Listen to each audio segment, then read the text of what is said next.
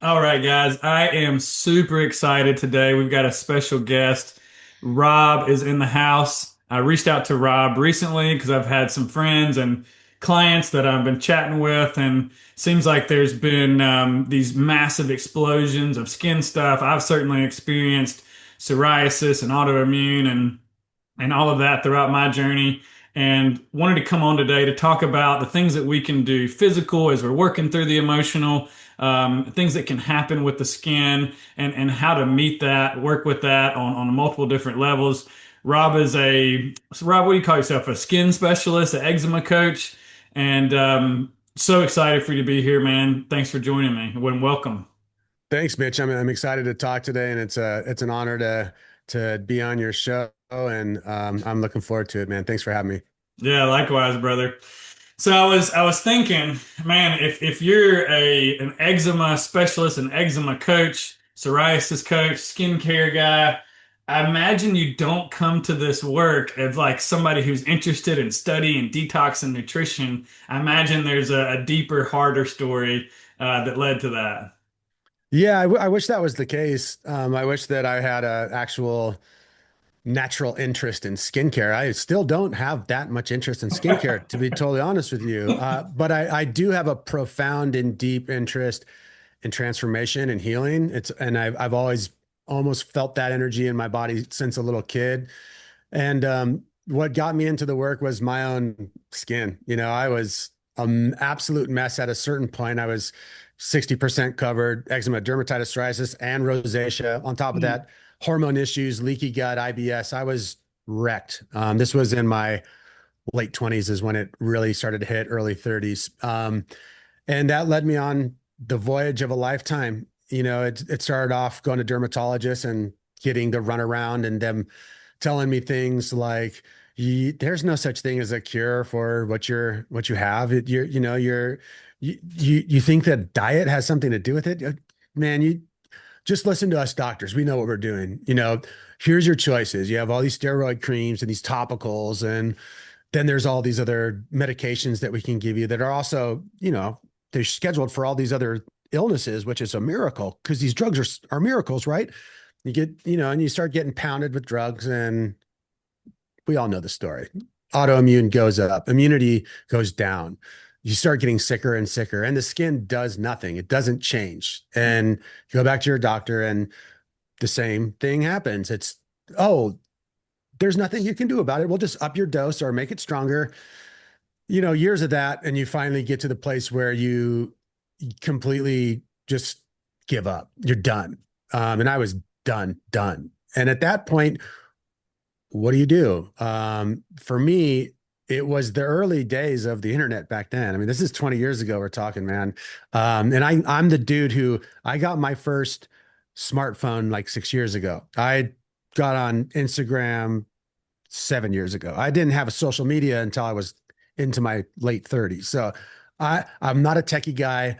I also am not a guy who really loved school and researching and doing all this stuff. So I was like in a bad place. A super dyslexic kid with ADD, uh, completely abandoned by the medical system, kind of felt like left out on the streets to like fend for myself. And what I did is I just started reaching for anything or anyone that was taking a different angle on healing. I ran into stuff like Gershon therapy and Ayurveda and Chinese medicine and Anders van der Kamp, all meat diet, like all this crazy wild stuff. And me, I'm someone who loves that stuff. It's Hmm. interesting. It's weird. It makes me want to try it out. So I really just started experimenting with different things. And that kind of led me down the path of getting into yoga and yoga therapy, which I kind of combined with my knowledge of athletics and weightlifting and exercise sports science and all that.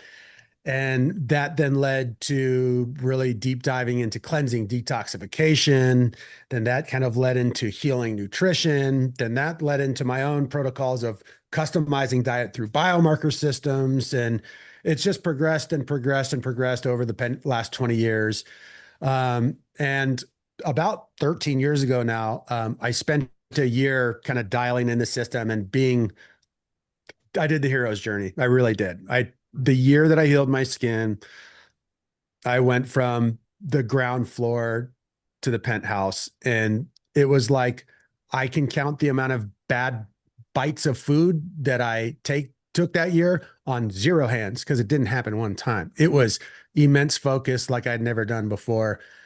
And through that journey, after that year, I healed my skin, kind of created this protocol, then started kind of putting random videos out on YouTube, and the practice and the people started just coming. And then as I worked with people and refined the approach and saw the things that needed to be tweaked, it's kind of slowly snowballed into kind of where it's at right now. And I still just call it a work in progress. I'm a white belt, always will be.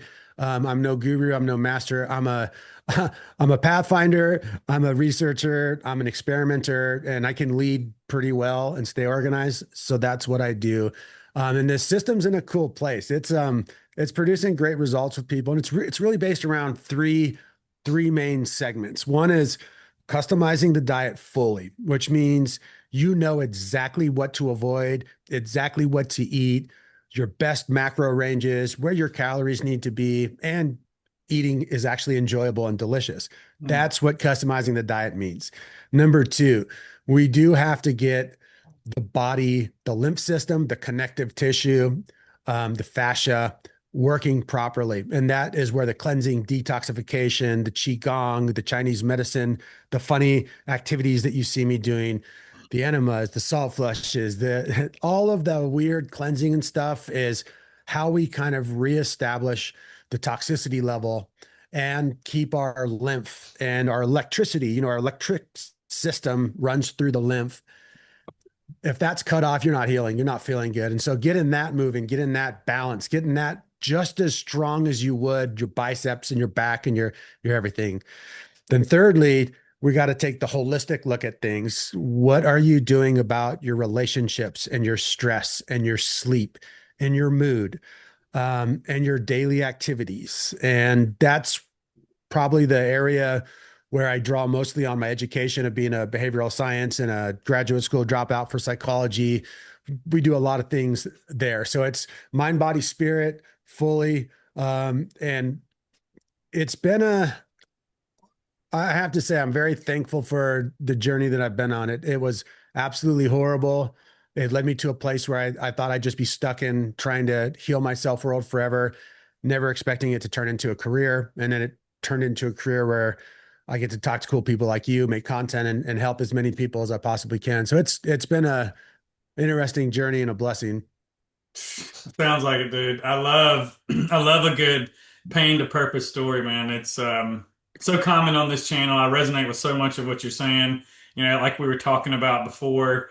I've used so many of the protocols that you've used. They were kind of like piecemealed together, and I would moving in and out of them, on a different schedule, whether it was monthly, yearly or quarterly kind of stuff. But man, the way when I saw your stuff, I'm just like, yes, yes, like it's so organized and done so well and like mapped out in a way that you can see all of these variables without being so damn overwhelmed with saying like, hey, here's where we are now. Here's where we're trying to go. Let's put the spaghetti on the wall and see what sticks and fits. And everything has to be customized for the individual, and everything's going to be different. And it seems like the system allows people to explore that for themselves, and that gives them their power back because they know their body more and they're able to meet what's there and support their body and whatever is going on now. And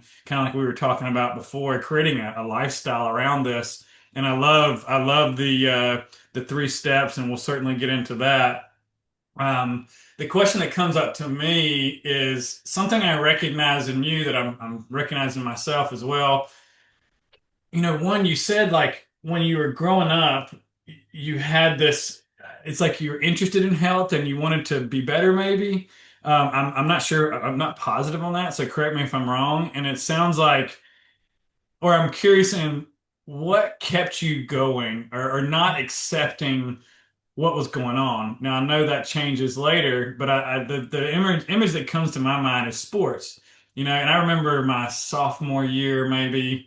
Um, being a little bit, I was probably 140 pounds still. I was trying to play defense, like linebacker, defensive end, stuff like that. And I didn't have a good practice. It was like the first time practicing with varsity or something like that. And my dad was asking me like, "How you doing on the way home?" And I was just silent. And we got home, and I'm sure he was concerned, but I go over, I grab the weight gainer out of the tub, and I'm just like, boom. You remember Weight Gainer 2000 or whatever it was back in the day? I'm just like, calories, protein, give me all the macros. Like, I'm not gonna be small. I'm gonna show these dudes like what's up, and I'm gonna be starting here pretty soon. So I was just unwilling to accept failure and trying to learn from that. It sounds like you did something similar. You had a similar gear. Yeah, my early introduction to health and wellness came through sports and wanting to learn how to tune my body up so I could be the best athlete that I could possibly be. I was Mm. lucky enough to get a scholarship to play baseball at the University of Utah. And so sports to me, that there was nothing else in my life as a youngster. It was music and sports. I grew up in Southern California and I was lucky to live in San Diego, which is a hotbed for athletics. So we're talking every starter on my high school baseball team, all nine of us, my sophomore year, either went Division I or played Major League Baseball. On that same team was Mark Pryor, Barry Zito. I mean, two Cy Young winners on the same high school team. It was, Wow. and so all of my focus was on how do I become the best athlete that I can. And there wasn't much emphasis on nutrition back then because I was just like so dumb and young. But like you, the Weight Gainer 2000 or, getting in tune with my body. I started lifting weights when I was about 12 or 13. My dad is a former Marine, or I guess you're never a former Marine. My dad was always fit and played sports and lifted weights. And so he naturally kind of slowly brought me into the basic stuff. And it wasn't until I got way out of college, and I was completely away from sports and hit absolute rock bottom to where it really turned on like, okay, I have no choice. Mhm. It was, the suffering got so bad that it just couldn't be ignored anymore. And like I said, with the doctors, you think you're turning to the right people, the educated masters of the world, and you just get let down time and time again. And what is a guy to do besides pick up the cross and start walking on his own? Oh, I mean, you, when I went to the doctor, it's the same thing. I fell out of a second story window, hit my head, exploded with psoriasis over my entire body, and couldn't sleep until here recently. I mean, you name it, gut issues. And when I went to the doctor, he wrote down on a piece of paper, "You have anxiety." And I remember going like, what is that? Like, what do you mean? And I left with a benzo prescription and an immune suppressant. And they said, and then also, if the dead giveaway wasn't the vampire-like um, persona of this person of like, I'm this pasty white person, be afraid of the sun. It's going to give you cancer, and make sure you're rubbing this sunscreen all over you. And I mean, I did that route for a while, and I was thankful to have the medication in the beginning. I called it affectionately, or maybe not affectionately, like full body herpes. I lived at school at the beach and was traveling to widespread panic concerts. And so I thought I had poison ivy. I was a hippie running around doing a bunch of psychedelics and selling t-shirts and mushroom chocolates. And I'm like, oh, I've got this poison ivy thing, and next thing you know, I'm rubbing this cream all over me, and it was like, what are we doing here? I got lucky enough to have a friend come into my life, um, and he was like, "Man, you need to eat organic food," and I'm like, "What is that?" Like, so we started doing the co-ops and um, you know, tried every diet. I guess my diet in the beginning was whole foods. I was very different than my chicken wings and beer diet before that. Um, and then, we're making meals at home. I was working at a restaurant. Eventually, I tried like vegan, and that was horrible. I got lots of gas and bloating, and never could eat enough food, and got kind of like skinny fat. And lucky enough, got introduced to regenerative farming to grass-fed beef and found a local farm. And I remember going there, and it's like these little crumbs that let us know like you're on the right direction here because it was a drought. And there was the farm next door that I think had a bunch of monocrop stuff, probably tobacco in my area here in North Carolina, and it was just like a dust bowl. And next door, they had seven different pastures. They had, I want to say, like chickens, pigs, goats, and the cattle. And the cattle would go through, and then the next wave would go through, and they all kind of worked off of each other. It looked like an Amazon rainforest, and they went and showed us like this cross section of the river or the creek or whatever, and you could see these roots were just so deep. I mean, and like next door, it's depleted. It's like a dust bowl. And I remember learning, I knew a little bit about grass-fed beef at that point. I was interested in it. I was never tied to the vegetable thing. I was just trying to put the best thing in my body that I could, and it started with food. Um, but I remember that afternoon, I was like, yeah, let me get one of those cheeseburgers, and the rest is history. So it's like we get these little hits along the way if we follow our impulse, and it's like, man, this system, this way of doing things just doesn't make sense anymore. It doesn't resonate with me. And I guess I learned early on that, oh, these crappy processed foods, I can redesign them and I can make them with really good food. And man, I feel awesome. Yeah, absolutely. I like the when you were talking about the difference between the regenerative farm and the, your typical industrial farming style.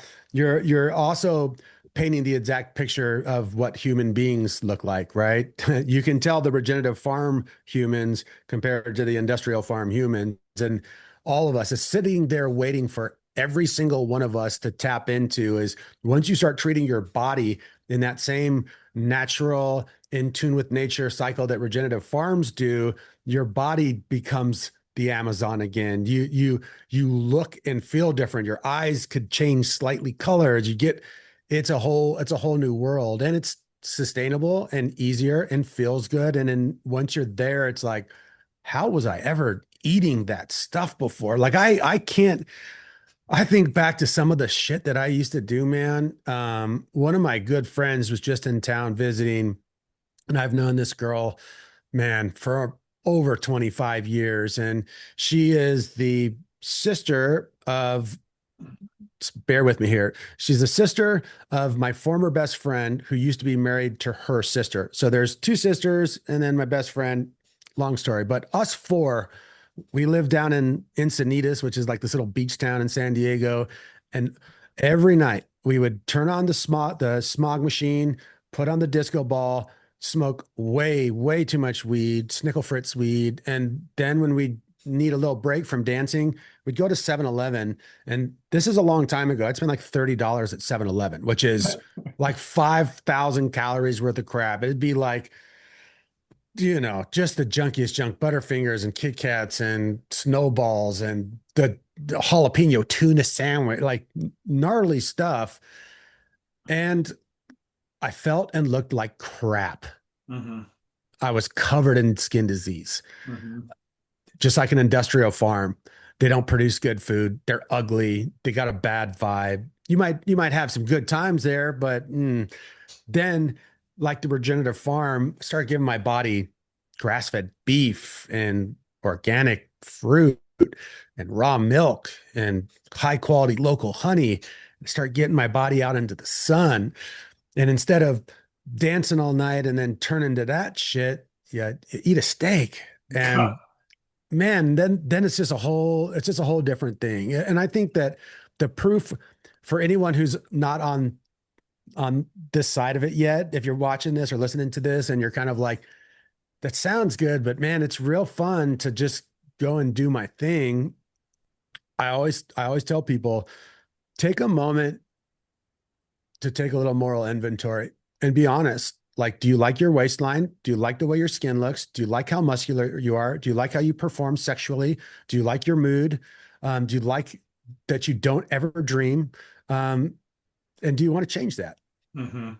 Well, we've been conditioned to think that that's what fun is. I remember when I mean, I'll still have a drink every now and then. I don't remember the last time I did, but it felt like I'm so used to this being my way of having fun that I felt like Will Ferrell in like what is it, Talladega Nights. I'm like, I don't know what to do with my hands, and everything, all these things that we're talking about began to feel fake, like this fake environment with shitty lighting, with constant stimulation of scrolling on the phone, fake environments, fake food, fake people, and it's just like, oh my God, I'm drowning in this stuff. And I mean, I grew up on cereal and pastries and all of that stuff, and it's hard to take that inventory and to really feel in, and we got to be honest with that.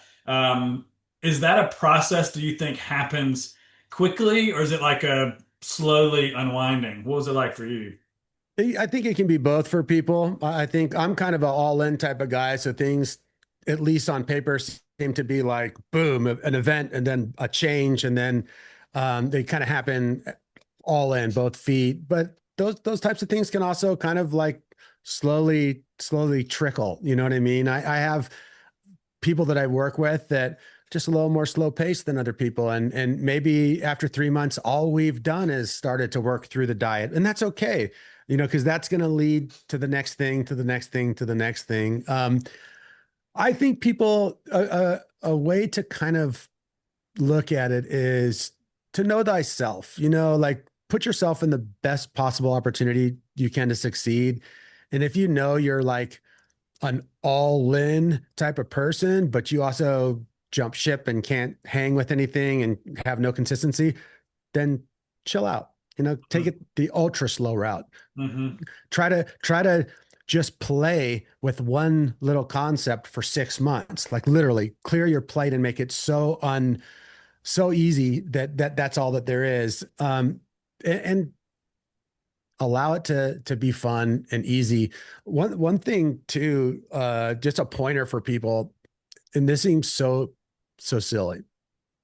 When you have that Talladega Nights moment where you're like, I don't know what to do with my hands, or you'll get there if you're a seeker. Go for a walk and pray. It works every time. When you are in that weird place, just walk. You're not going to think your way out of it. You thought your way into it. You're not thinking your way out of it. Yeah. Go walk and give it up to something that's more powerful than you and just leave it at that. Ask for help. Go for a walk. I love that.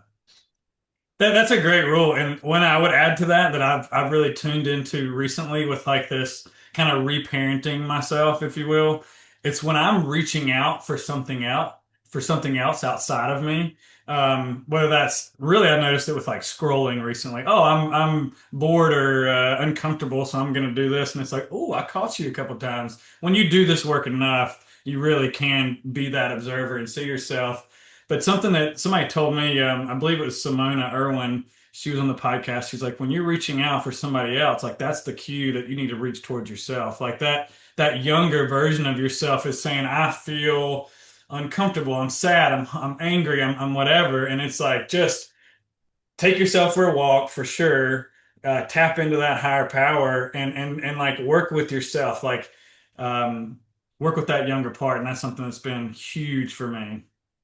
Yeah, I love that. The one kind of caveat that I might piggyback off that, that's not really a debate, but something that could be a little bit of a different angle on that. I don't see anyone who's driving the car getting anywhere. Like you can't do it. I didn't heal myself. God healed me. Mm, If I take this on, I don't have what it takes to figure any of this out. mm, What I have the power to do is just keep showing up. And so if I take it all on, like, I'm going to heal myself, I'm going to fix this shit, I'm going to do this stuff. Wow, that's a lot of pressure. Sound mhm, like you think you're God. You're not. But God will give you the power and the precise knowledge and mm, the steps to do it. So I always tell people, man, if you really want to set your healing journey ablaze, let God drive the car. You get in the back seat. And when you have questions, ask him and then you take action. So it's not that I disagree with that, but it's just a different perspective on it of like, I love action. Try stuff, take action, self-talk, meditate, conversate with your younger baby self. look, go into imagery and literally look at the 8-year-old self and tell him he's safe and that you love him and that you got his back and like things are going to work out. I love all that.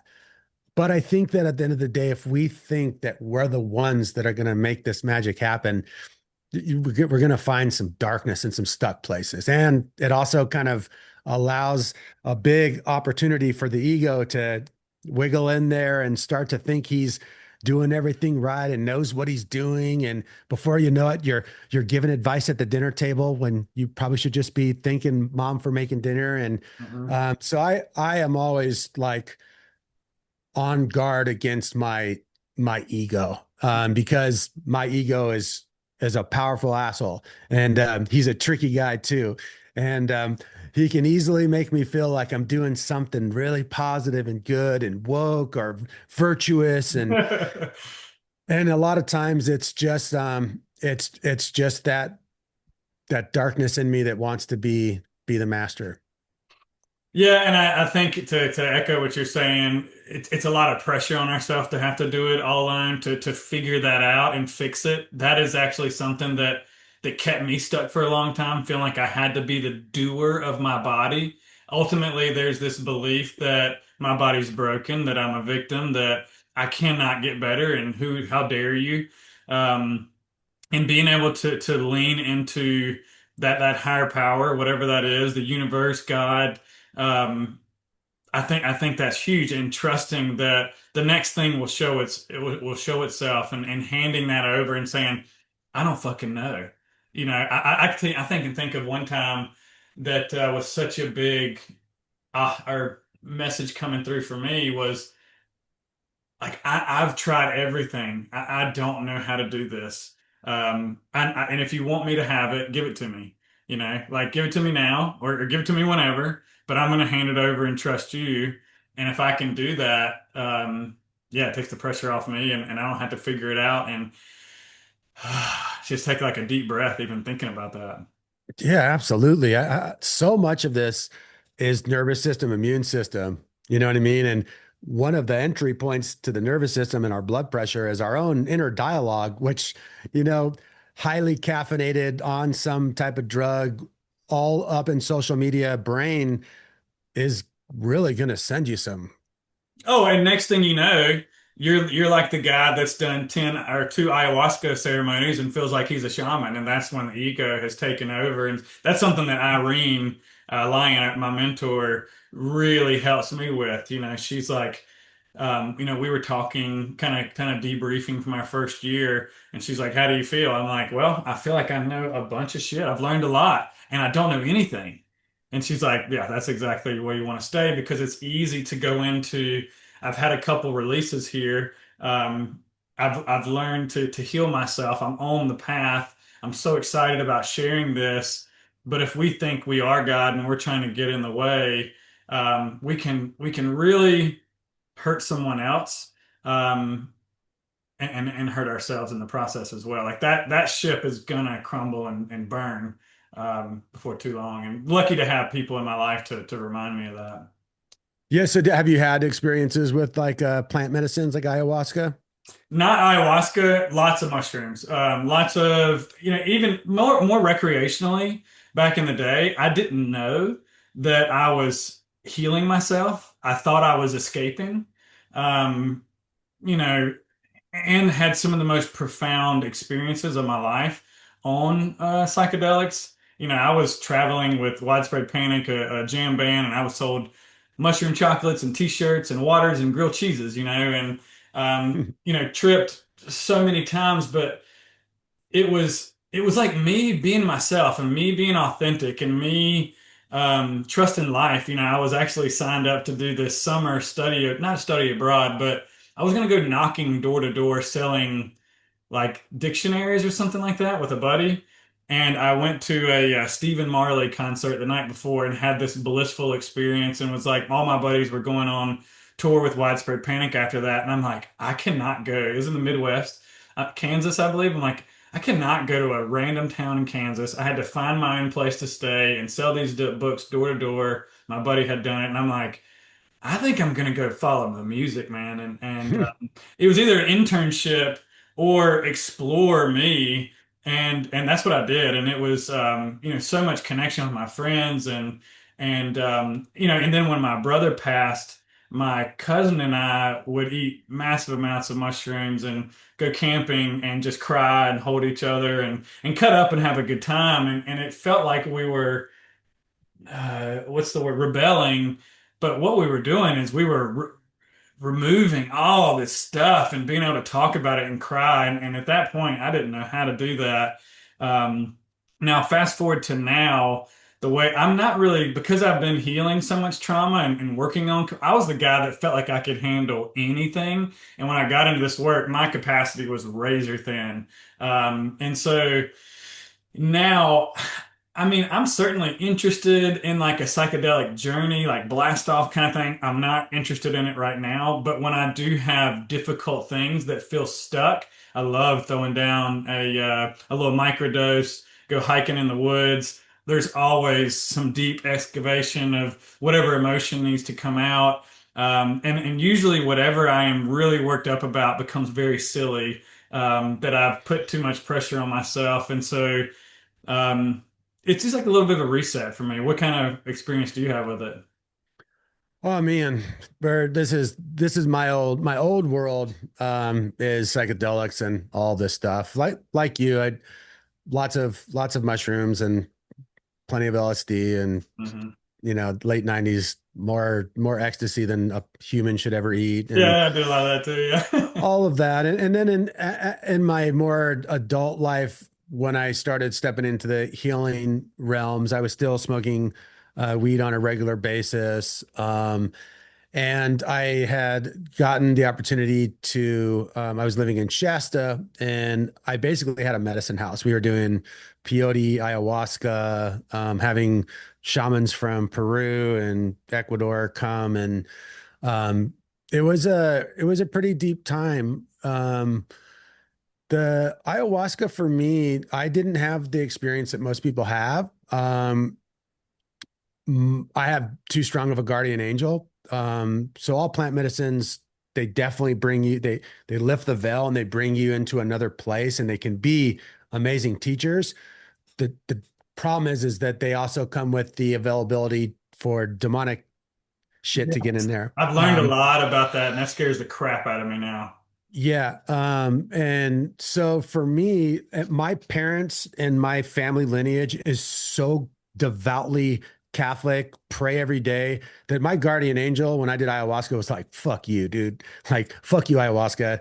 He's not even going to get high. So I sat in the corner, barely feeling anything, feeling a little sick. Shaman kept coming up to me, being like, warrior brother, you don't even need medicine. Like I'm gonna go mess with other people. And I was just like, yeah, let me know if you need help. And not braggy, but it didn't, it made me feel a little sick. It didn't do anything healing for me at all. Um, but that was just my experience. And I just think that my guardian angel is working overtime because my great grandma was like a saint. Her name was Mary. And I think she put something in there. But with that said, um, the anytime you go into any situation and you ritualize it and you're doing it to heal or to make yourself a better person or be more spiritual, I think you're going to get something positive out of it. It's just when you bring in the plant medicines, um, you're gonna have a little bit more of a dark side possibility. I never experienced that with mushrooms or shrooms, or I mean, acid or mushrooms. I didn't believe in a bad trip because I had nothing in my soul that I was hiding from Hmm. um, as a young person. So my experiences with psychedelics that were profound were generally with a couple buddies on a 5 hour hike in the Wasatch Mountains above Utah and feeling spiritual and connected and feeling the oneness of everything and kind of seeing the matrix and understanding, oh, that's what politicians are doing. And oh, that's what the school system. And that was the part of the psychedelics for me that awakened something that I'm very thankful for. Absolutely. Yeah, I get that, man. We were kind of talking out before this is the healing journey. I mean, you could throw psychedelics into that. It's such a red pill. It's waking up to me, to the family, to society, to the conditioning, to all the stuff that really seems ass backwards. It's a incredible design, and it's really meant to make poison us, to make us mad at the other person, to be stressed and to be away from our power, not to realize what would happen if we all came together. That's how they control us and separate us. And I think really what's moving forward, I think the good guys have already won. I think I think the bad guys have lost. And you're just seeing the dying grips of a really dark entity that's been on the planet for a really long time. Does that resonate with you at all? It does. It does. And I also have a slightly little bit different perspective on it. I kind of feel like this realm isn't our realm. This is the devil's realm. He Mm. owned the devil fell from heaven and was given the earth. He's the Mhm. king of the earth. We're never escaping him. He dominates here. But the second the light hits him, he lost. So eternally, we've already won. The eczema, the dermatitis, the sickness, the being broke, it kind of all doesn't really matter. It's all good. We're going to move past all of it. We've already won. Yeah, I But think I think but we go ahead. Sorry, I didn't mean to interrupt you. no worries. But we're here, right? And we're living this experience. And it's like, what do you want to do with it? Do you want to be diseased and feel like shit and be mad and be upset and let the dark win? Or do you want to actually bring people with you to the light and rally the troops and fight the good fight and have the experience that we're given in this realm to be something profound and beautiful? And that to me is what it's like. Okay, yeah, there's darkness, and yeah, the world can be a messed up place, and yeah, sometimes it gets fucking dark. But we've already won. We just got to gather our people and remember that. I love that, dude. I think this is a great little transition into the next part of the conversation, but it's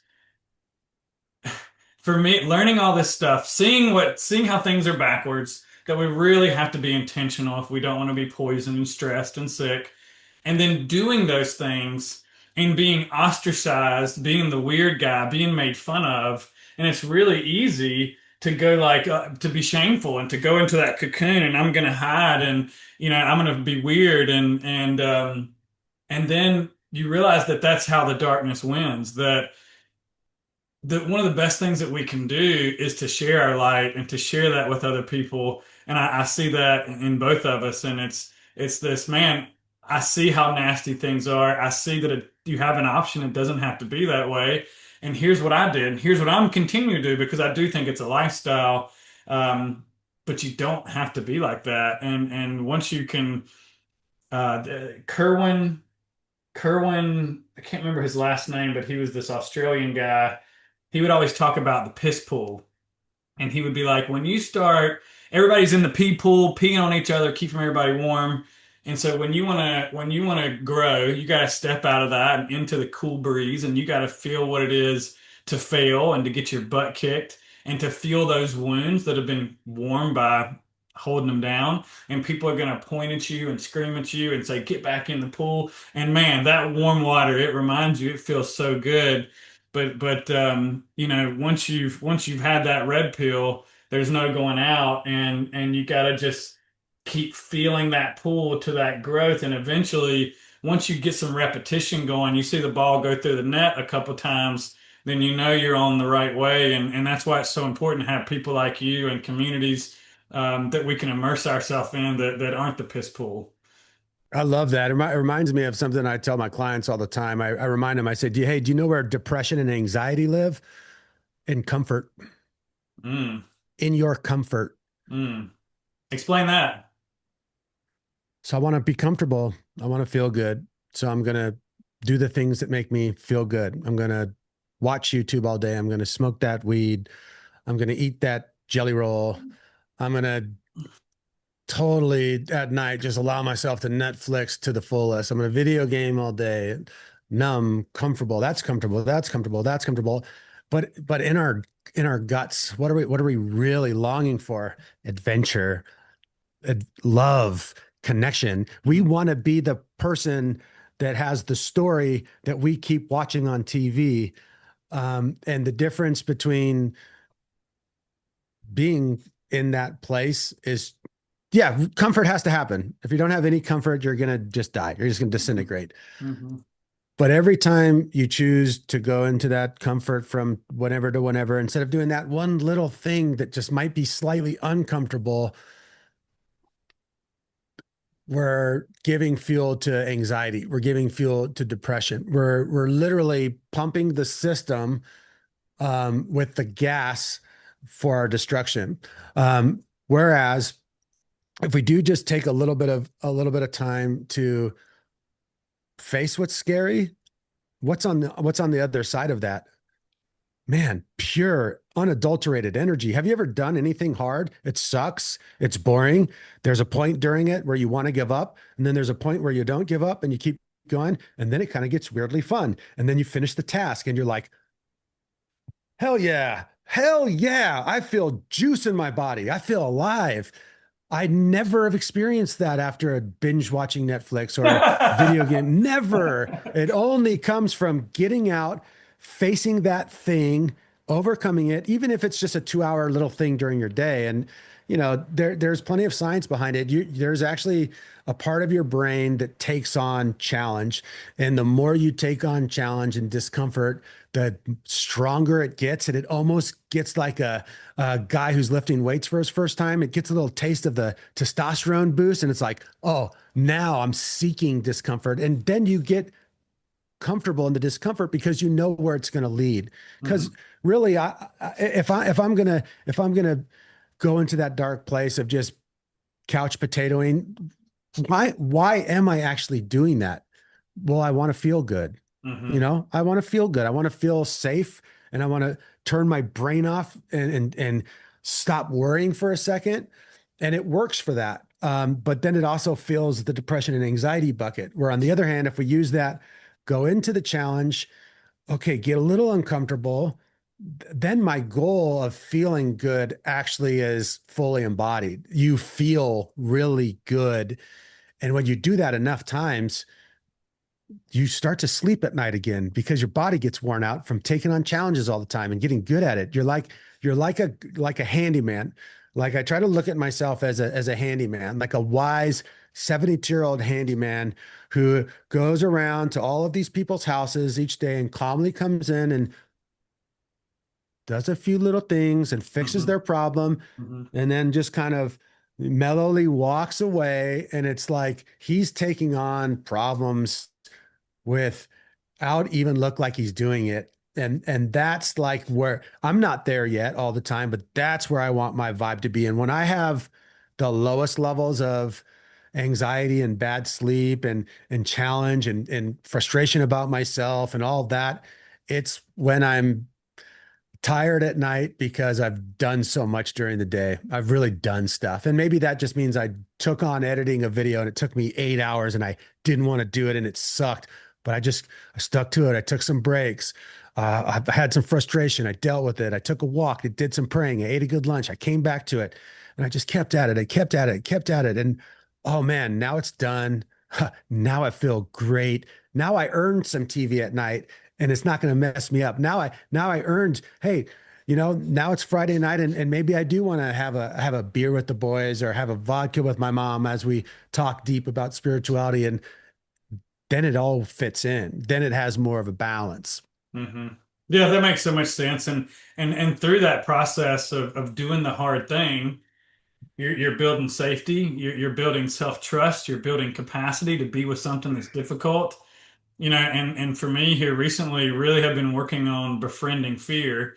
And like I said, and I guess it's real if I'm saying it on a podcast, sleeping for the first time in 20 years. And the thing that I look back on, I mean, for 20 freaking years, I was terrified of what would happen if I didn't sleep. And that created so much fear and anxiety and all this, all these symptoms and kept me stuck for so long.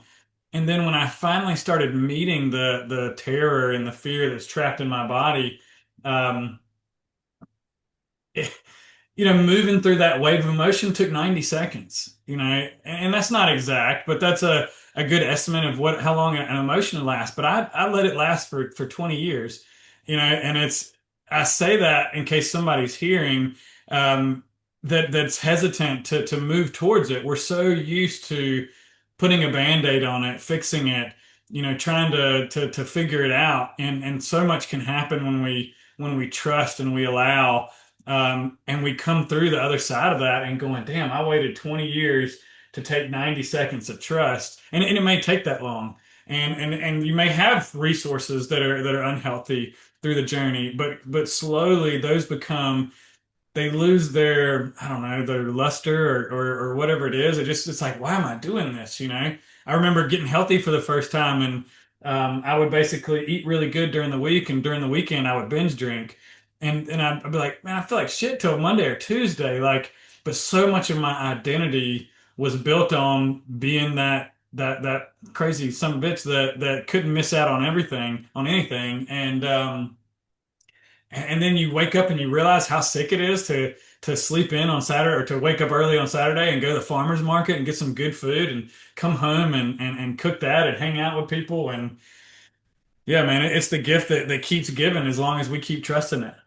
I love that, man. And I love your sleep example. The sleep is the perfect example to me of the um, given to comfort and it will destroy you. So I used to have major, major issues with sleep as well. And I smoked weed for 30 straight years, and I smoke weed, I go to bed.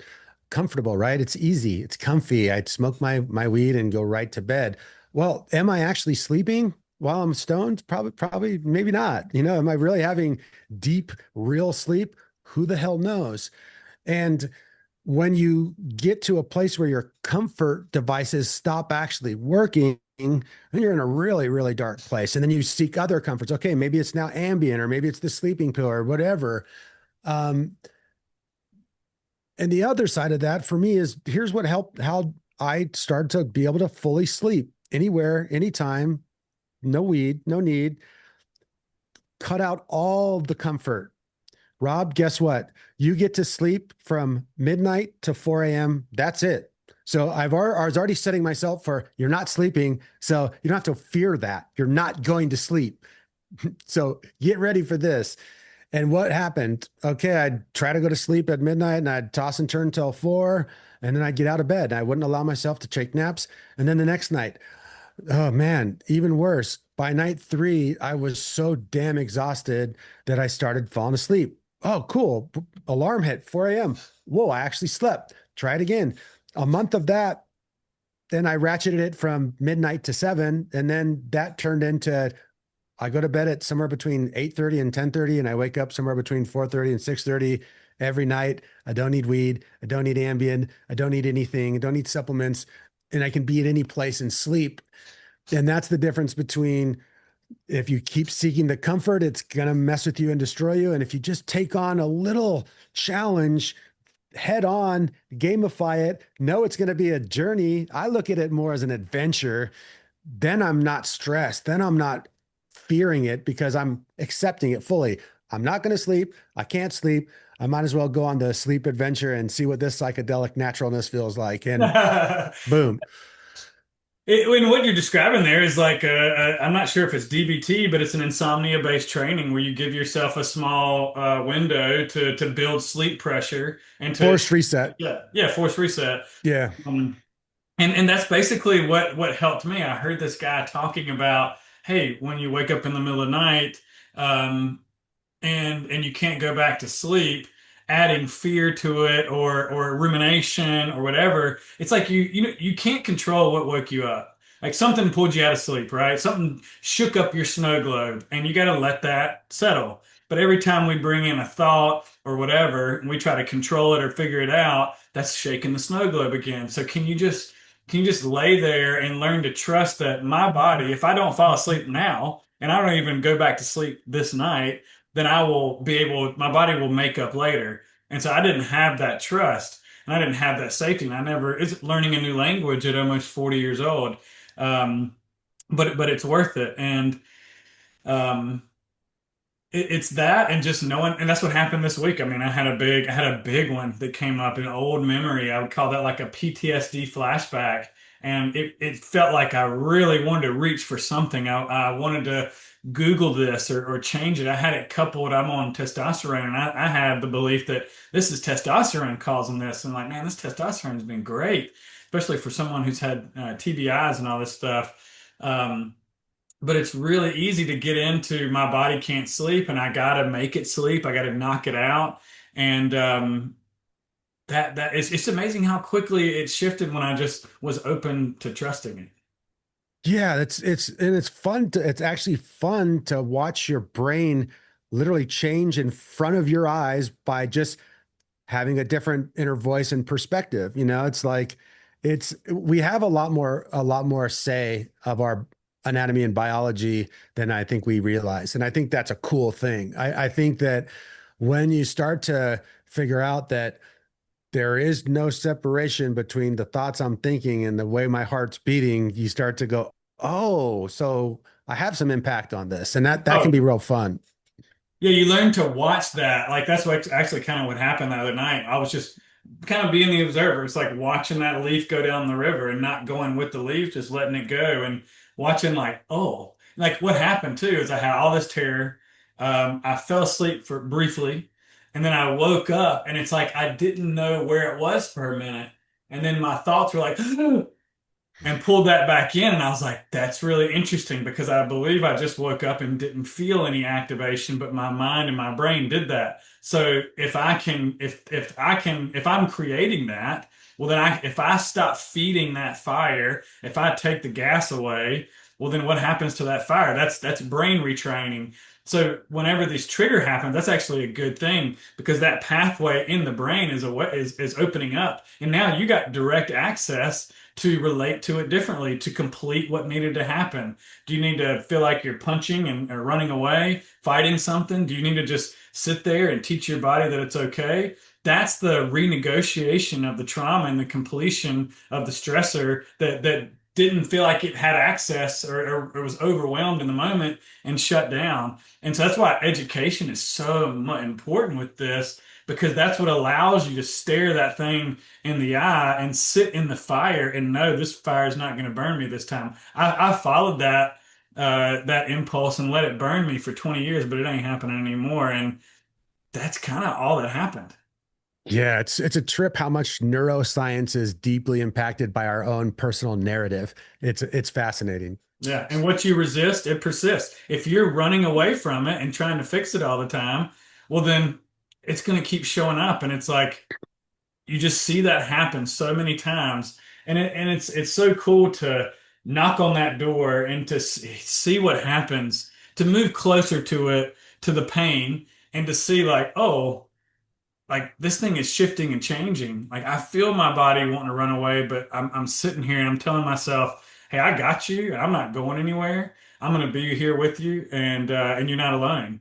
And you can handle." I used to be like, "You're fine. You're safe." It's like, "Nah, you got this, bro." And then leaning into I lean into like a higher power, the universe, ancestors, whatever kind of comes up, and God, my higher self, and I'm like holding my younger self, that's holding me, and I'm trusting this. And yeah, I mean, it takes a lot of education to get to that point to be willing to go against the comfort that we think has been keeping us safe for so long.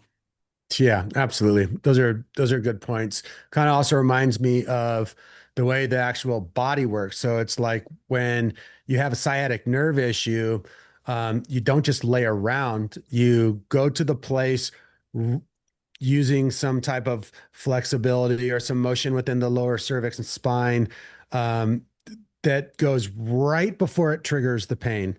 And you get really comfortable going right up to the pain, but not into it. And you get really good there. And what happens is if you stay in that place, then that little section grows, right? And then your range of motion just gets a little bit bigger, and your ability to not trigger the nervous system is even greater. And that range of motion keeps getting bigger and bigger and bigger because the pain response is an intelligence within our body that is keeping us safe, whether it's psychological or physical. And you press too far into it and the trigger becomes another wound. But if you kind of hold your space, like you're saying, when you're sleeping and get real close to it where you're still safe and playing there, then all of a sudden your body can relax and that thing can open up. And the psychology is so similar to the way our body works.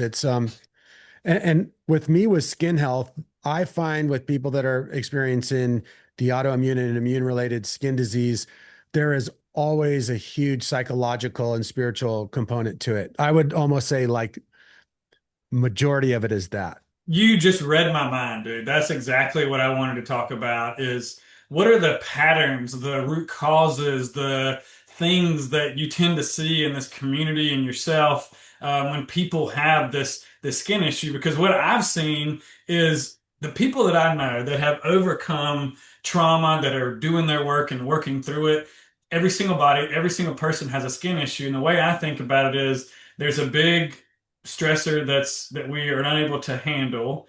And I don't understand if it's like toxins or something like that, but it feels like the liver and the kidneys can't keep up with whatever is trying to come through the body. And so the skin becomes a detox organ and is expressing maybe what the detox organs are unable to. Like, correct me with that and tell me what you're seeing.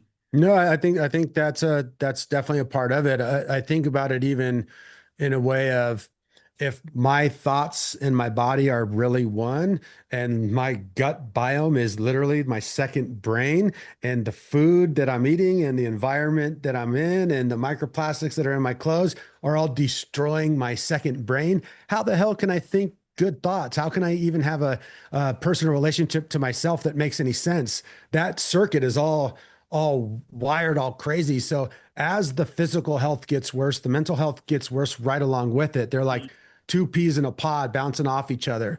And so that's why when we do this work, you do want to hit all cylinders. You don't want to just go a little, okay, I'm going to just detox and cleanse, or I'm just going to do the spiritual work, or I'm just going to, take a probiotic and hope that if my gut biome heals, then my brain will heal too. You want to go for all of it. You want to address the traumas, and there's a lot of different ways to do that. You want to address the gut biome. You have to detox. You have to hit all these systems, and that's why with skin health, um, we have to do all of it. People come to me and or people come to my work and they're like, "Oh, you're the skin health guy. I thought you were gonna like prescribe," and I don't prescribe anything, like a diet and some supplements, and then like some really great skincare products. And I'm like, no, I'm probably going to talk to you about your relationship with your parents in our first session first. And I might talk to you about skincare products in month 3. Wow. Okay. That's interesting to hear that you're starting with the parent stuff. I wish I'd have met you a lot earlier, Rob, because I started, where did I, and I want to talk about where to start next, because I think that's really cool. And I love what you're saying here.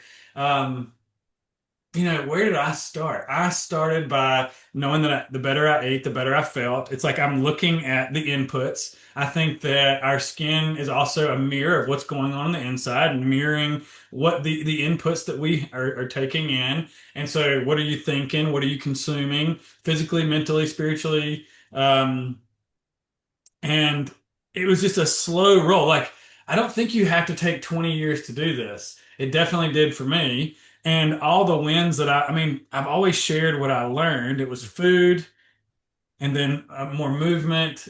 The detox came later. I started saying like mindset and like flow states when I learned about like Joe Dispenza and doing these quantum physics, subconscious type reprogramming stuff. Not a huge fan of that anymore. And then ultimately found the nervous system. And I feel like that pulls everything together. Um, but is there an order of doing things, or is it like meet the person where they're at, and what's that look like? Yeah, a little bit of both. Yeah, a little bit of both. You got to meet people with where they're at, and every person kind of has a different entry point where we can leverage the thing that's going to move the needle the most in the beginning. Because I think that's important for healers is to have a little win in the beginning so they Oh can yeah.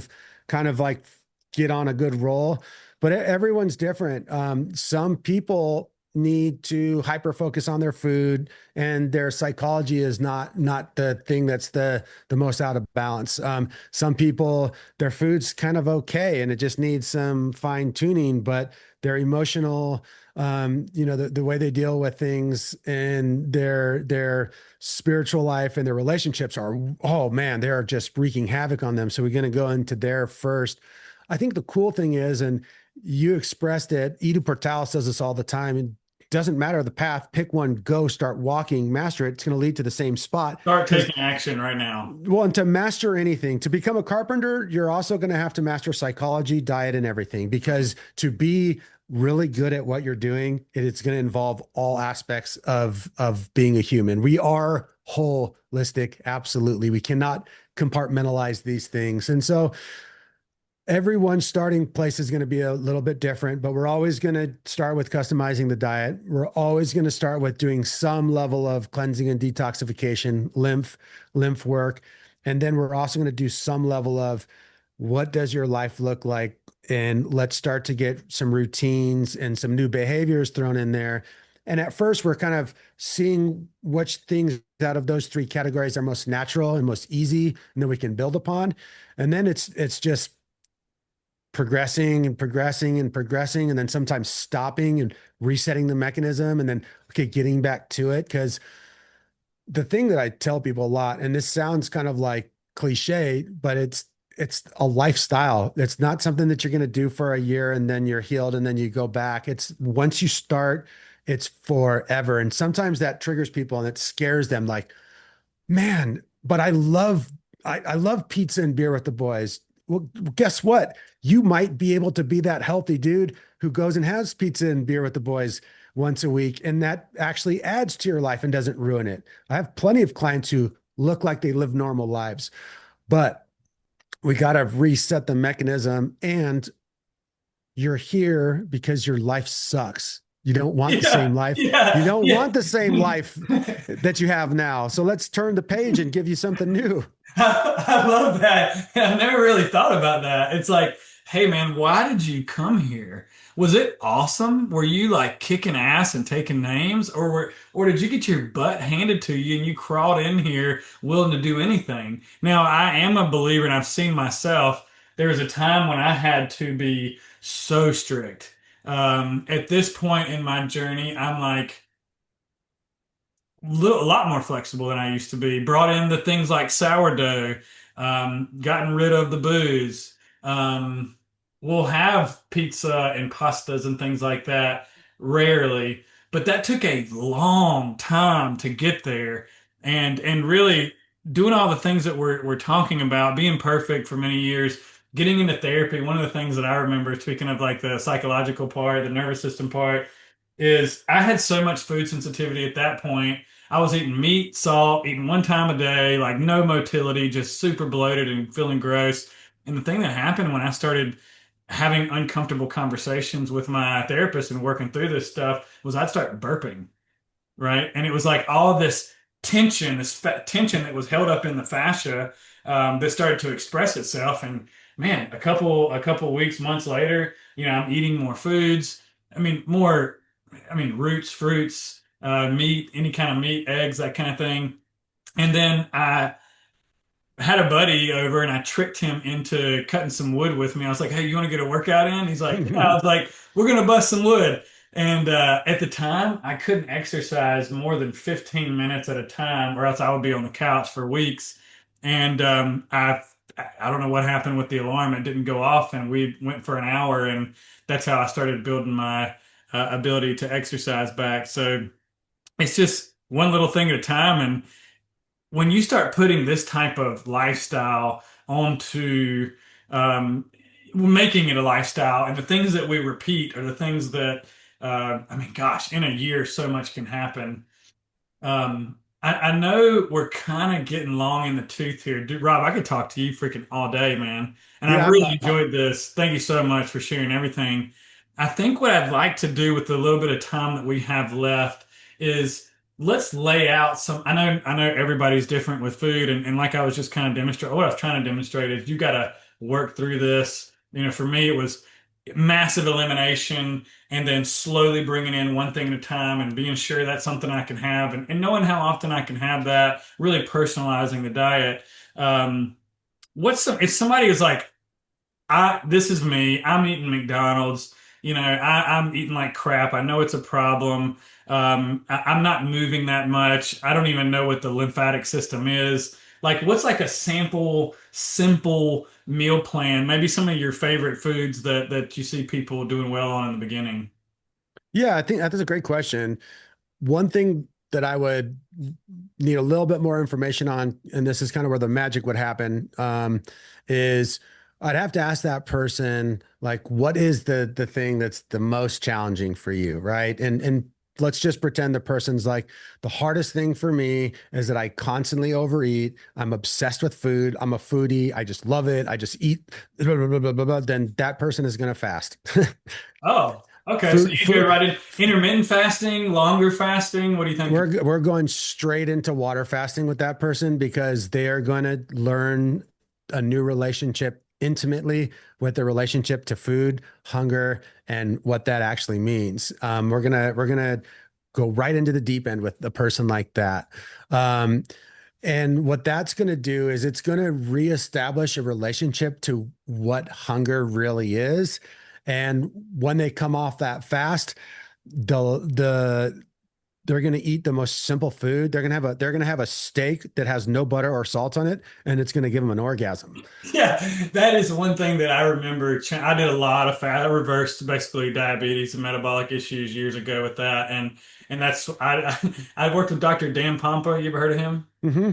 And yeah, he threw me. He didn't throw me. I threw me. But he's like, here's a podcast about what do you call it? Extended fasting. And I'm like, hey, I'm doing a 24-hour fast this weekend. I'm going to do back-to-back days. And it rewires your craving in your food. The oddest thing for me when I would do 5, 6, 7 day water fasts is I would crave vegetables.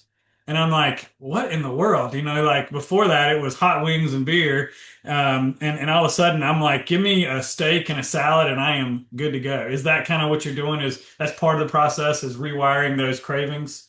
It's part of rewiring those cravings, but it's more of a psychological thing than that. It's what is your obsession, and if we can eliminate the obsession from being a possibility, then guess what? You just freed up 90% bandwidth for healing. I Um, like that. Yeah, so it's more that than anything. And let's say there's an opposite person, someone who's a little underweight, someone who every time they eat they feel kind of sick. They really don't. It's like they're Yep. like, then what I'm going to do with them is most likely I'm gonna eliminate all the trigger foods from their diet. I'm going to focus on animal fats, animal proteins, fruit, root vegetables, everything clean, everything organic. That's about it. Maybe some kraut. Keep it extraordinarily simple, Mhm. extraordinarily nutrient dense. Do our best to make it taste as wonderful as possible. But the food and the weightlifting and the movement is going to go hand in hand for that person. Because generally, when someone's kind of got the bad belly and everything makes them feel a little sick, they're eating a lot of trigger foods, and they tend to not have the glycogen storages that allow people to your food needs to do something. And the weightlifting combined with a super nutrient dense can put someone into a different hormonal state in about 10 days. And Yeah. so you take that same person who has a little anxiety, maybe low T, um, that's also going to cause stomach issues, and you bump up their nutrients to where they're getting all the vitamin D that they could ever need, all the B vitamins, they're getting cholesterol and saturated fat, they're getting omega 3s, everything's coming in an easily digestible form. They're getting out in the sun and they're activating and stimulating their hormonal system, their lymphatic system. Uh, all of a sudden, they're like wait a second, I still don't feel great, but I feel way, way, way different. And I think that's a good start for someone like that. Now let's take a third person, just your general normal person, not eating that great, but isn't like a foodie person and isn't someone who has all these, oh, it's always sick and anxious. It's just like a guy who has some skin issues who's trying to get healthy. Then we get to do the really cool basic stuff. Let's take a look at your life. Let's see the red flags. Let's eliminate those. Let's get you on a very basic diet that has none of the trigger foods in it. And we'll just start the customization of the diet through the biomarker system right away. We'll do some gentle cleansing. We'll add in mobility and resistance training. We may add in prayer meditation, depending on the person, and make it more just basic, general, and kind of easy peasy. I love that way of meeting people where they're at and maybe doing like a massive course correction, almost doing the opposite of their pattern now is what it seems like. For me, and I want to kind of get into a little bit of the foods. When I really made the connection with food and detox and all this kind of came together in one year where I knew liver flushes. I was doing those. Those were awesome. I wasn't the best fan of drinking the grapefruit and the olive oil. I didn't understand how sensitive the food was, but kind of the way that happened was I did a carnivore diet, but I did not, but I kept all the spices. I was eating, at the barbecue restaurant and what's on the chili, garlic, nothing crazy, but these things are actually really nightshades were a big one for me back then. And so even when I went full carnivore, meat, beef, and eggs kind of thing in the beginning, I didn't understand how powerful the spices were, but every now and then my skin went from it was all over my face and super red to in 30 days it was 90% gone, but I kept having these little flares and I was able to tack it back or track it back to when I would have my favorite paprika kind of rub on there. And I'm like, oh wow, this is wild. So then I tried to go into like gosh, what is that diet where you can have like half of a asparagus? Do you know what I'm talking about? It's not GAPS, but it's Hmm. FODMAP. Is it FODMAP? I think it's Oh, FODMAP. Yeah, yeah, yeah. I did FODMAP. That was like way too meticulous. You mean I can have a piece of asparagus and a piece of this? I'm like, no way. So I went back to carnivore. I was eating 3 to 5 pounds of meat in a day. And that's when I did that for about 6 months. And then I think I moved into like an autoimmune paleo type of diet. And I really learned I need a bunch of meat. That works really well for me.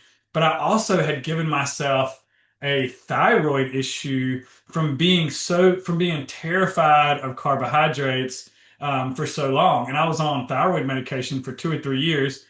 I started eating fruit like crazy, and guess what? Thyroid's gone. So, how do you feel about carbs, and where does that fit into your protocol? Because I know you like the carnivore diet, and I see you eating some good carbs as well. Like, how do those two go together?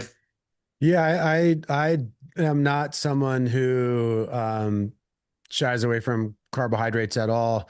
Definitely during certain times of the year, like during the summer, I was probably Definitely. averaging 300 plus grams of carbs per day, and I was Wow.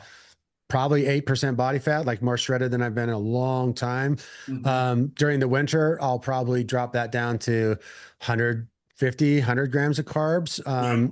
While I do spiritual work, cleansing and detoxification and fasting, I do zero sugar at all. And I do a lot of olive oil fasting, a lot of water fasting, things like I've heard that. about the olive oil fasting recently. It like supposed to bump up autophagy a little bit. So oleuropein is a compound in green olives and olive oil that basically turns off mTOR and spikes AMPK. So Mm. if there's no other calories present in the body, it's kind of like a cocktail for longevity. And if you're someone who's ever water fasted, it sucks, especially if you do it raw, like I used to, like no salt, nothing, just Oh yeah. water, nothing else. Well, have you done the dry fasting too? I imagine you'd probably dabbled in that a little bit. I no, I haven't. I actually just did a podcast with one of my friends, Sean McCormick, who you should connect with for sure. He's a great dude, and he's Mr. Dry Fasting. And if you want to know everything about the protocol, watch that video. He's really informative. But with him being one of my good friends, and I believe in his work, I have my own reservations about dry fasting. I tend to never want to put myself in a place where I'm dehydrated. Yeah. And so I'm not sure about it. So I would refer to Sean for the basics on that. Um, but with the olive oil fasting, it is so profound because one, it's not fasting. You're having calories. So Yeah. let's call a spade a spade. Yeah. But it's a fasting mimicking diet that gives you double the autophagy that water fasting does, and you're never hungry, and you're being pumped with omega 3s all day long. So it's kind of like a weird, I call it like a keto trip. Like you do 3 days or 5 days of olive oil fasting, and you're going into a whole different world. Ketones shooting up like they do on a water fast. By day 3, definitely. If they Yeah. they might even be, because you're giving exogenous fat to the body as almost a ketone precursor source, Yeah. it might shoot ketones up even further. I'm And not I've sure. heard people, I wonder how you think about this, is I saw somebody talking about the first time I heard about the olive oil fast, they're actually bringing in a little bit of MCT oil too to Yeah, bump so ketones. you can definitely do that. When I do a lot of little tricks when I fast now, because I'm just like, if I'm water fasting, it's for spiritual reasons. So I'm trying to make it as not fun as possible. When Yeah. I'm fasting for healing, like I have a little sciatica going on, so I wanted to do some olive oil fasting. I actually just did some last week. And what I'll do is I will do a shot of ACV in the morning. I'll do green tea. I'll do chamomile tea at night, and then I'll make sure that the amount of calories that I'm getting put me in that perfect place with olive oil where I'm not full ever, but I'm not in that deep, Ravenous. dark, deep end of hunger where you can't sleep. I'm in that little sweet spot. Hmm. And that generally means I'm taking, when I feel the hunger come on, take a sip of high quality olive oil, give it a few minutes, see how I feel, maybe another sip, and just kind of stay active. So it's olive oil, chamomile tea, green tea, butter, and apple cider vinegar on those fasting days. And it's like, whoa, bam, it's next level. Are you trying to stay under a certain caloric intake, like 500 is like a number? Or it's I'll go going all by the, feel? I'll probably go all the way up to 800 calories on that day sometimes because That's a fasting mimicking diet. it is for me, I'm a guy who for my size takes in a bit more calories than people, people my size normally. I'm a 3,500 calorie a guy day, 3,500 calories a day guy. And I only like right now, I'm only about 176, 177. Yeah. I have friends who 3,500 calories and they're 252. Yeah. They're shredded, but they're 252. So I can get up to about 800 calories with the olive oil, and it still really, really blasts me off. I'm going to try that. I like keeping in little detox practices. I think so much the liver is just under assault these days, and I don't think you have to do it every single day, but Mm-mm. quarterly, monthly. I love your salt flush. I think that's such a good one, and pair that with a little bit of fasting. I mean, dude, that's such a killer reset. Throw in some what's the thing that we put on our liver? Castor oil packs with Yeah, that. castor packs. You're cruising. Do that for 5 days and it's so much help. And then you're eating healthy, bringing the movement in. It's just a win-win. Here's a question for me. Have you got into, so I was with Pampa, I was fasting, keto, crazy, never eating carbs, just very all or nothing with that approach and demonizing carbs and come out the other end. Um, then I heard about, was it Dr. Ray Pete and then this guy who brought out his um, information. I can't remember. Mike, talking about Uh, Mike. Mike, what's Mike's last name? I don't know, but he's a nice looking guy with a bald head and he's tan. He's got a nice little beard. He's very well built. They talk about the Randall cycle, and it's the new school Ray Peat people. There's two guys, and they do a really great job presenting Ray Peat's information in an updated version. And I've learned all about Ray Peat. I've stolen a lot of his tricks. I think he's a pioneer. But to answer the question that you asked, Oh there's a no, I place. hadn't got there yet. Let me give it to you. Oh, okay, yeah, go. Yeah, so I like some of Ray Pete stuff too. I don't like everything. But the thing about this like stress and too much stress with fasting, low carb, it sounds like you've got a handle on that and you're pulsing and doing a little bit of both. Am I right? Am I Yeah, absolutely. There and that's I've talked a lot about this intermittent fasting and water fasting is not for everybody. And women have to be way more careful and detail oriented with fasting than men do. Women can, you work with a woman works with the wrong coach for 6 months, and they can destroy their thyroid for like 5 years. Yep. Where guys, we just have a little more wiggle room with the fasting. But I have over fasted and over cleansed and over detoxed. I've made that mistake, and it's almost as bad as not doing it. Because it again, it raises your body is in a place where it's very sensitive and very open to the healing, Hmm. which also means that if you go and you drop kick it right in the balls, it's going to get really, really traumatized. And that's what can happen is you want to avoid, should you fast or not depends on, does fasting or intermittent fasting knock down the cortisol for you? You know, for some people it does, and for some people it doesn't. And if it doesn't for you, I wouldn't think about water fasting or intermittent fasting at all. I would probably do some olive oil fasting lightly once in a while. I also do, I'm putting out it's funny we're talking about this. My next 3 videos are going to be olive oil fasting versus water fasting, how to do the olive oil fasting protocol, and then my favorite, which is the olive oil fasting mimicking intermittent fasting protocol, and that one's fucking dope. Yeah, dude, that's the way I like to think about this stuff too. It's not black or white. I have definitely overdone everything from coffee enemas to fasting to, I mean, gosh, I really messed myself up one time. You'll appreciate this. I had done 8 days water fasting. I rolled up a doobie and smoked that at the end of it. And do you remember VSL number 3 or number 5, the prescription probiotic that was available years ago? Did you ever get offered that? No. Was very, very strong probiotic. So Mitch decided I'm going to proliferate the bacteria. I'm going to take two whole things of full fat coconut milk. I think it was a quart mason jar. Threw the bacteria in there, set it out overnight, maybe put it into like a 100-degree kind of thing to get it going. And I'm super stoned, and I just crushed that. And I looked down, and I have eaten.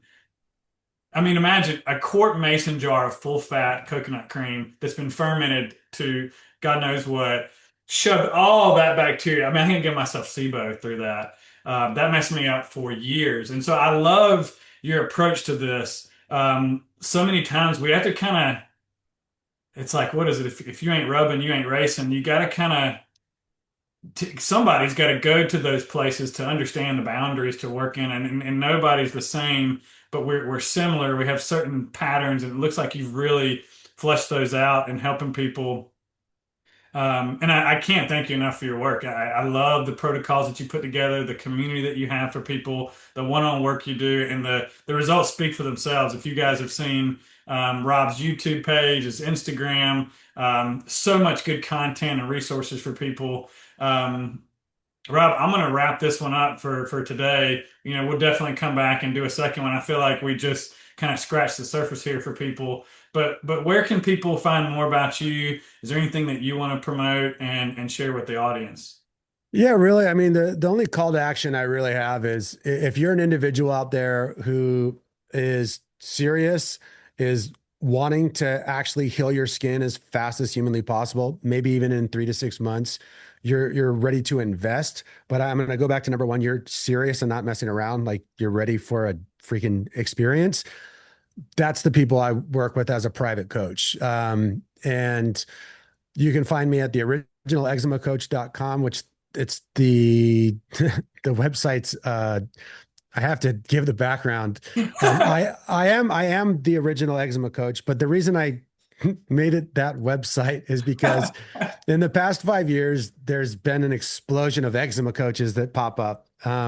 And they're all liars. They're all full of shit. They all Really? have yeah, man. It's social media. It's they saw little old Rob 12 years ago, barely able to edit a video and mumbling through my words and putting up shitty videos, and then they kind of see what has become of it, and there's just a bunch of sharks out there. So I just wanted to remind all the dickheads out there, like, um, you're not an eczema coach. I am. I'm kind of being a little bit of a dick, but it's kind of tongue in cheek and Hey, man, fun. the truth cuts hard sometimes. But that's where to find me. I have thousands, literally over 1,000 videos on YouTube and Instagram. That's where all my free resources are. There's a video linked in my Instagram that for those who are kind of like, I just want to get like the overview of how this whole system works. I made a video 2 years ago. It's like an hour and 20 minutes long where I literally teach from A to Z the customization of the diet, every cleanse and detoxification practice, the lifestyle stuff, the mindset, all in one free YouTube video. Check that out. If you want me as a private coach, go to the originaleczemacoach.com and book a discovery call. And yeah, that's what I'm doing out in the world. We have a community. I'm trying to not promote it. I have a free community as well on School that I believe my business partner just made unfree. It's like $12. We had to charge because if you know anything about School, start off really good and then the Hermosies get involved and everything has to become super money making. And now half of the shit that gets posted in our private community is bots and people selling bullshit. So, and a bunch of other eczema coaches went into my thing for free, stole all my work and starting to present it as their own and making people pay for it. So the reason I made Wow. the the online course started off as $3,500. And we had hundreds of people joining it. And then I was like, nah, I got to knock it down so that everyone can join and just make it affordable. And then with all this weird movement of fake psoriasis and eczema coaches coming out, I was like, you know what I'll do? I'll give away everything that they're coaching fakely for free. I love it, Um, dude. That's the move, man. but it backfired. And what Huh? happened is it just became a mess. The free community is just it's crazy. So we're probably going to charge just real cheap so that it keeps the bots out and, everyone can afford 20, Oh, 30 bucks. okay. So that's actually good for me thinking about a community eventually. So you're saying by charging, you're kicking the bots out of there because the bots aren't going to be paying you $12. No, they can't get in because the free community has access to anybody. Non-free communities, you have to put your identity in, pay for it, use a card, and it's like it makes sure you're an actual person. So that's how you can keep kind of the BS out. And also, like I know all the fake eczema coaches, and if they try to purchase my course, I just kick them out. Yeah, and I will say I really do appreciate that video that you put out. I probably watched it 10 times. Kind of comparing my notes, like anything you basically took the things that were really hard, like the way I was doing the gallbladder flush was Kachari or maybe extremely low fat stuff for a while, and then bringing in the malic acid, or maybe just doing synthetic malic acid. But I learned about you doing the apple deal. I really like that. It's easy. It makes so much sense. It's more natural, and I got a great flush from it. And it just depends on how much capacity I have, but it's not depending on how long I do that. But it's really nice to have that option of, hey man, can you eat 10 apples? Can you fast for one day? And can you hop into this cleanse and get, I would say it was the same benefits with a fraction of the work. And that's what Rob's about, is taking what he's learned, the stuff that's kicked his butt, and turning around and helping other people. And dude, it's been freaking awesome chatting with you. I knew this was going to be fun. I feel like we're two brothers from another mother. And so thank you for sharing your journey and all of your resources and where we can find you, man. Any last words before we hop off? Just thanks for having me on, Mitch. It's been a pleasure getting to know you today. And anytime you want to conversate about healing and the skin or whatever, just let me know. I'll come on anytime. Hell yeah. I appreciate you, brother. Thank you. And we will definitely do this again soon, my man. All righty.